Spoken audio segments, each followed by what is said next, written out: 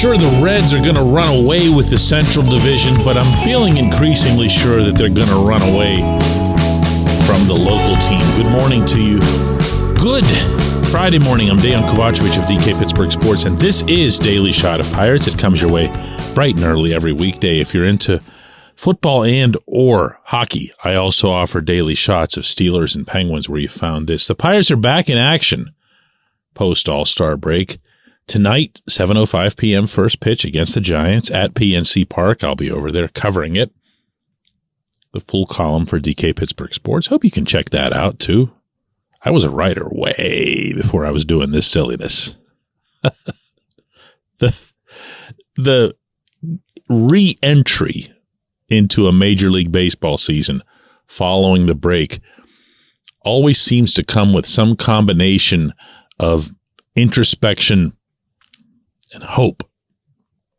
And I'm not so sure that local fans are going to be interested really in either of those at the moment, unless I'm missing my gauge here.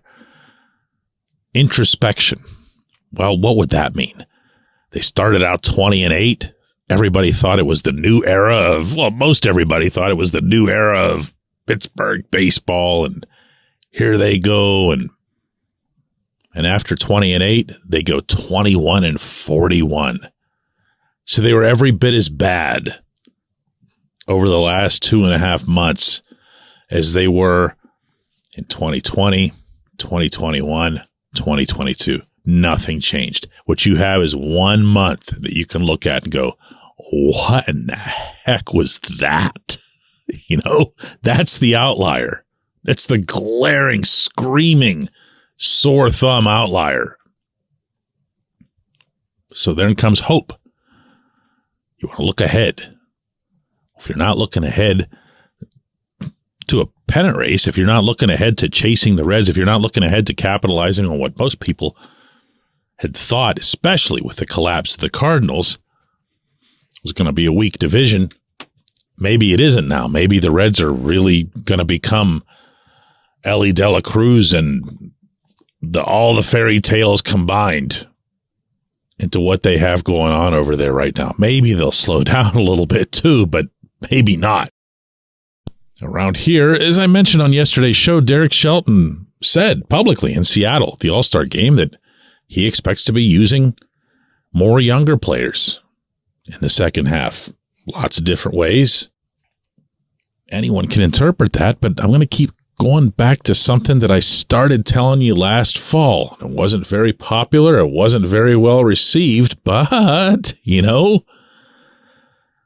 whether you consider this a punt season, a deliberate punt season, or you just consider it an accurately assessed punt season, what 2023 was always going to be about to the people running baseball ops was just another step in the progression. They have been talking for a long time about 2024. Why? Well, that's kind of transparent, maybe more obvious than it's ever been.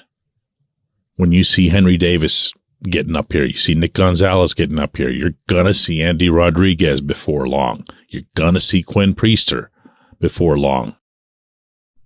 And you add them into Jack Sawinski showing the way he has. It's unusual, but it's productive, meaning Jack. And the rest of the guys that they have on the team, and you say, okay, yeah, there's something there. There's some building blocks. For sure, by the time you get to the end of this season, you'll have a much clearer view of who's ready to be a part of this right away, who needs to go back down, the way we've seen with Roansy Contreras, Luis Ortiz, a couple others. And then from there, what needs to be added? What's left for the augmentation process? Do you keep Carlos Santana? Do you keep G-Man Choi? Just randomly throwing names out here. You'll know a lot more about both the good and the bad.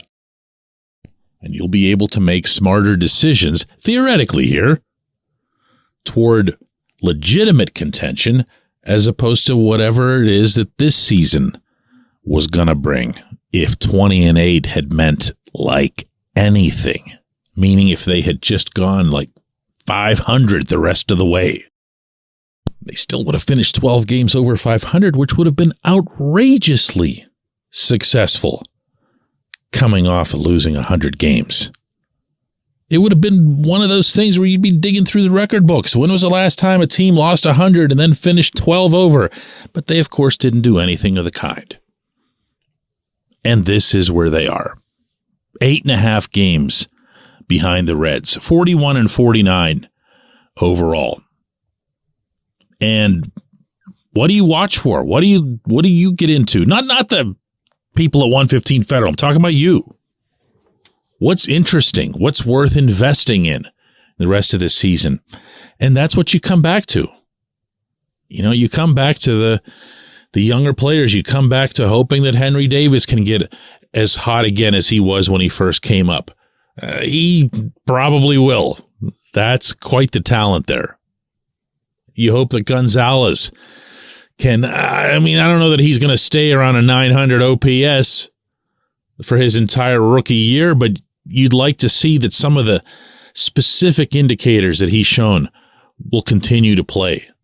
Hitting to all fields, hitting with some pop, hitting with significant pop on some occasions. You'd like to see those pitchers who got sent back return, ideally stronger than they were. You'd like to see O'Neal Cruz come back, even if he's, not his full and best self, and I can't imagine how that would be the case.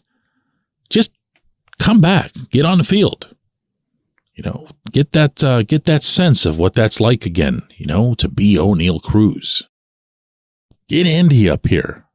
Get Andy up here swinging. Getting on base, hitting with some pop, going gap to gap, all the stuff that he does.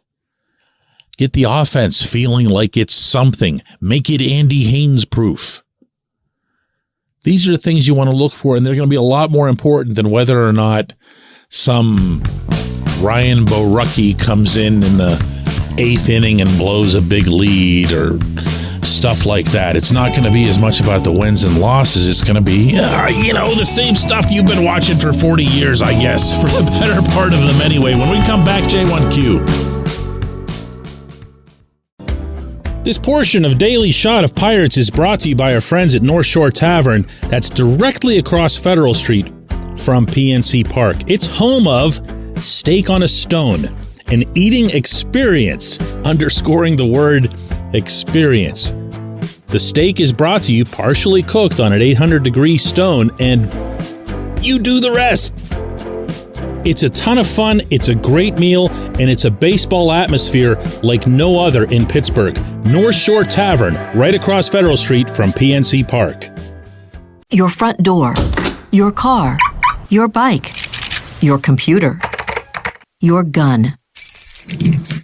Safety is a habit. Every day you lock and secure your home and everything you want to keep safe. Gun safety and responsible storage are no different, and the best way to help prevent accidents, misuse, and theft. If you have a firearm, own it, respect it, and secure it. Visit ProjectChildSafe.org. Brought to you by the National Shooting Sports Foundation and the Bureau of Justice Assistance.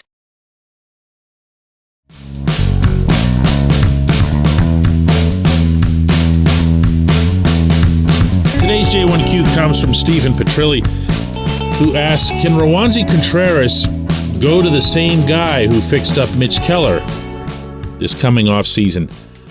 To retell the thing that Mitch went through, Stephen, you have to first describe that what this actually was a pitching lab in North Carolina where there's a lot of different people involved. It's not a guy. It's not a guru.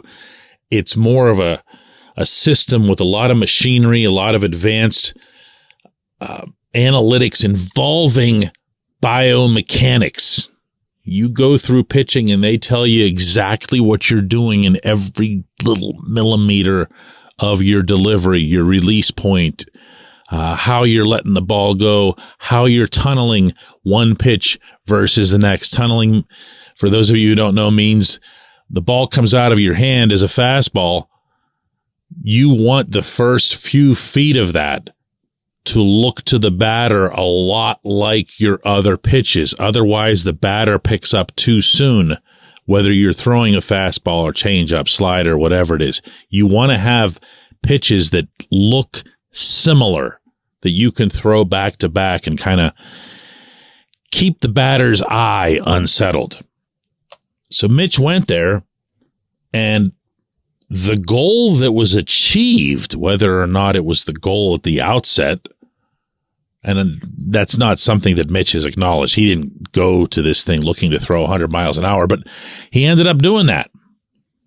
And Mitch, as I remember telling you vividly, by the time he got to Bradenton in the spring of 2022, he was BMOC, Big Mitch on campus. He was strutting around. He was feeling it. Yeah, he's the guy with the 100-mile-an-hour fastball. And everybody was talking about it.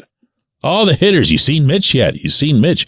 Ooh, here comes Mitch. And you're waiting for like Grease Lightning to play or something as he comes into the clubhouse. That wasn't a sensei rediscovering Mitch. Mitch threw hard, and if you'll remember, Stephen, it didn't result in much of anything. He threw hard when he got to Pittsburgh in April and early May, and he was just a disaster all over again. He needed to learn how to pitch. He needed to get other weapons into his arsenal. But Mitch will tell you himself that he got his swagger back at that facility. Now, Rawanzi was taken to one of these facilities. This was about a month ago when the team was up in Seattle. I was up there covering them. And it wasn't anything that the Pirates announced or whatever. It was Oscar Marine, a couple other guys, and Rawanzi went to a well-known pitching lab up there. And they looked at him and they tried to figure out why he's not throwing as hard as he used to or anywhere close to it. He's 6-7 miles an hour down. He's not, unequivocally not injured. And they did all the work and they did all the biomechanics and hooked up his body to the machines and everything else and studied every little thing that he was doing. And the answer that they came up with was they had no idea. None whatsoever. Pitching is an inexact science. They seem to be convinced, as I've been told, that there's something that's slowing down his delivery. They're not 100% sure when and where that's occurring, because there are also occasions when it's not happening. So what's leading to the loss of the fastball and to the loss of the velocity and thus spin rate and everything else on the slider? Both of which are why he's getting clocked everywhere he goes. I don't know. What I do like in an uncomfortable kind of way, considering that I really admire this kid, I've gotten to know him, is the team's decision yesterday to send Rawanzi to transfer his options, the technical term, from Indianapolis to the Florida Complex League. That, of course, is in Bradenton for the Pirates, and let him just get out of the spotlight, get out of the field of competition, whether that's in Pittsburgh, whether that's in Indy, and just focus on fixing whatever it is that's wrong. Take him away from the lights is the way some baseball people will term a move like this.